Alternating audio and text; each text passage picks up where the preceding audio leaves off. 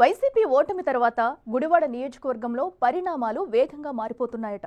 సార్వత్రిక ఎన్నికల్లో పరాజయం పాలై నియోజకవర్గానికి సంవత్సరానికి పైగా దూరంగా ఉన్న మాజీ మంత్రి కొడాలి నాని గుడివాడలో తన పొలిటికల్ ఎంట్రీకి సమయం కోసం ఎదురు చూస్తున్నారట. ఓటమి తర్వాత కొత్త లెక్కలతో మళ్లీ రీఎంట్రీకి రెడీ అవుతున్నారట.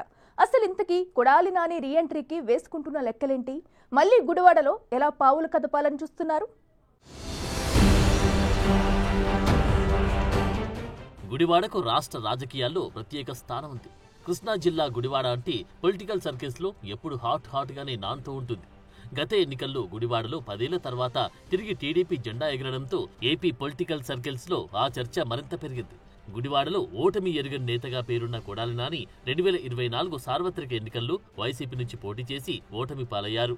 టీడీపీ నుంచి పొలిటికల్ ఎంట్రీ ఇచ్చి ఆ పార్టీ వ్యవస్థాపకుడు అన్న ఎన్టీఆర్ సొంత నియోజకవర్గం గుడివాడను కొడాలి నాని తన కంచుకోటగా మార్చుకున్నారు. టీడీపీ నుంచి 2 సార్లు గెలిచిన కొడాలి నాని తర్వాత వైసీపీలో చేరి మరో 2 సార్లు వరుస విజయాలు సాధించారు. అలా వరుసగా 4 సార్లు ఎమ్మెల్యేగా, వైసీపీ ప్రభుత్వంలో మంత్రిగా గుడివాడలో చక్రం తిప్పారు.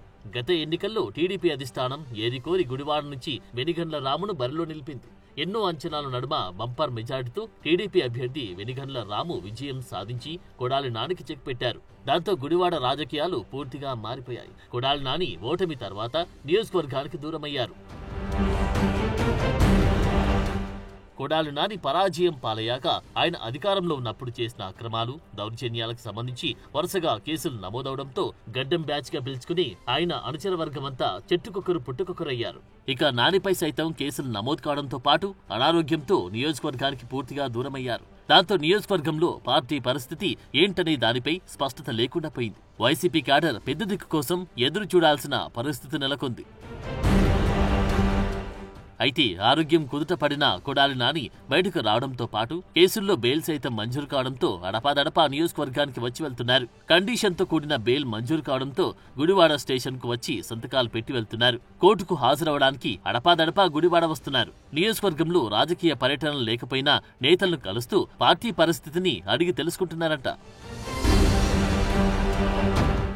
ప్రస్తుతం గుడివాడలో కొడాలి నాని యాక్టివ్ గా లేకపోయినా నియోజకవర్గంలో రాజకీయాలను మాత్రం ఫాలో అవుతున్నారంట. పార్టీ కార్యక్రమాల్లో సైతం పాల్గొనడం లేదు. ఇటీవల వైసీపీ రాష్ట్ర వ్యాప్తంగా చేపట్టిన బాబు షూరిటీ మోసం గ్యారంటీ ఆందోళనలు గుడివాడలో జరుగుతున్నప్పుడు అదే రోజున గుడివాడలో ఉన్న కొడాలి నాని కార్యక్రమంలో పాల్గొనకుండానే స్టేషన్ కోర్టుకు హాజరై సంతకాలు చేసి హైదరాబాద్ వెళ్లిపోయారు. నియోజకవర్గంలో ఉండి కూడా కనీసం పార్టీ కార్యక్రమాల్లో పాల్గొనకుండా వెళ్లడంతో పార్టీ నేతలు ఒకంత అసహనం వ్యక్తం చేశారు. ఒకవైపు నియోజకవర్గంలో వరుసగా నేతలపై దాడులు, అరెస్టులు, కేసులు కొనసాగుతున్నా పార్టీ కార్యక్రమంలో పాల్గొనకుండా తన సందేశాన్ని ఇవ్వకుండా కొడాలి నాని సైలెంట్ అవడంతో అసలు ఎందుకు నాని మౌనంగా ఉంటున్నారన్నది వైసీపీ శ్రేణులకి అంతుపట్టడం లేదంట. భయపడ్డారా లేదా మరేదైనా వ్యూహంలో భాగంగా అడుగులు వేస్తున్నారా అన్న చర్చ మొదలైంది. అయితే ఘోర పరాజయం తర్వాత నియోజకవర్గంలో నెలకొన్న పరిణామాల దృష్ట్యా కొడాలి నాని తెరవెనుక నుంచి వ్యూహాత్మకంగా పావులు కదుపుతున్నారట.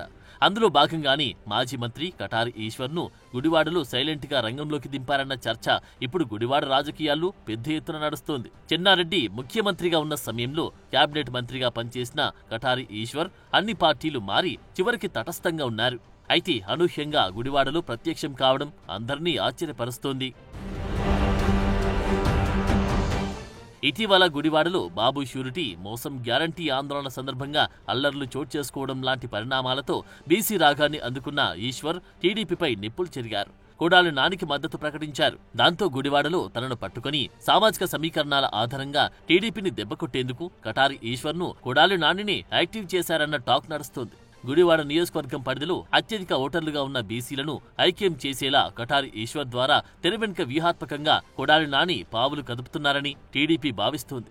గుడివాడ నియోజకవర్గంలో అత్యధిక ఓటర్లుగా బీసీ కులాల్లో ఉన్న యాదవ, గౌడ, కళింగ, రజక, కొప్పుల, వెలమ సామాజిక వర్గాలకు దగ్గరయ్యే ప్రయత్నంలో భాగంగానే ఈశ్వర్ను అనూహ్యంగా తెరపైకి తెచ్చారని అంటున్నారు. టీడీపీలో చీలికలు తెచ్చేందుకు నాని తెరవెనుక నుండి ఈశ్వర్ ద్వారా దెబ్బ కొట్టాలని చూస్తున్నారని టీడీపీ నేతలు భావిస్తున్నారు. ఇంతకాలం సైలెంట్ గా ఉన్న కొడాలి నాని మరో 3 నెలల్లో గుడివాడలో పూర్తి స్థాయిలో రీఎంట్రీ ఇస్తారని స్థానిక వైసీపీ నేతలంటున్నారు. దానికి తగ్గట్లే గుడివాడ వైసీపీ శ్రేణులను యాక్టివ్ చేయడానికి కటారి ఈశ్వర్ రంగంలోకి దిగడం వెనుక కొడాలి నాని స్కెచ్ ఉందన్న ప్రచారం నియోజకవర్గంలో జోరుగా సాగుతోంది. మరి ఈ వ్యవహారం ఇంకెన్ని మలుపులు తిరుగుతుందో చూడాలి.